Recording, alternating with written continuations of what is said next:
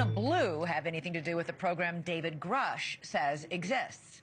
News Nation's Joe Khalil is here now with more. Joe, there is a tiny credibility question here. The Pentagon has been saying for the past year there was never any such reverse engineering program. Now it says, oh, there was one, but it never really got started.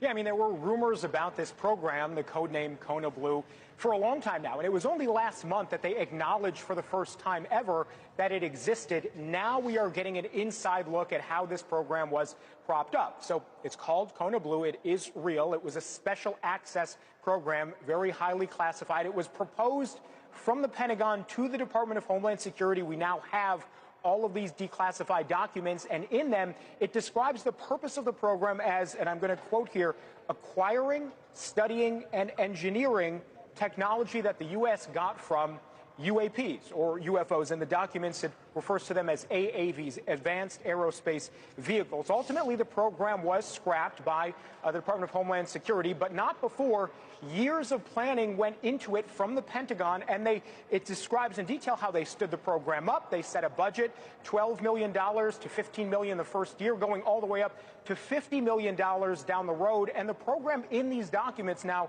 also makes specific reference to locations in Nevada where some material may be housed. It also references recovered UAP material, personnel with knowledge of recovered technology, and also personnel who know of the whereabouts of this. And just lastly, if you think this sounds too sci-fi, or that this was maybe one or two rogue employees at the Pentagon, in these documents it also shows that the Undersecretary of Science and Technology signed off on this program and approved it, saying in these documents that it was a necessary step for national security. So all of that is in here now. We did get a response from the Department of Homeland Security today, and they said simply, quote, while this program was considered under a prior administration, it was never fully established by the Department of Homeland Security.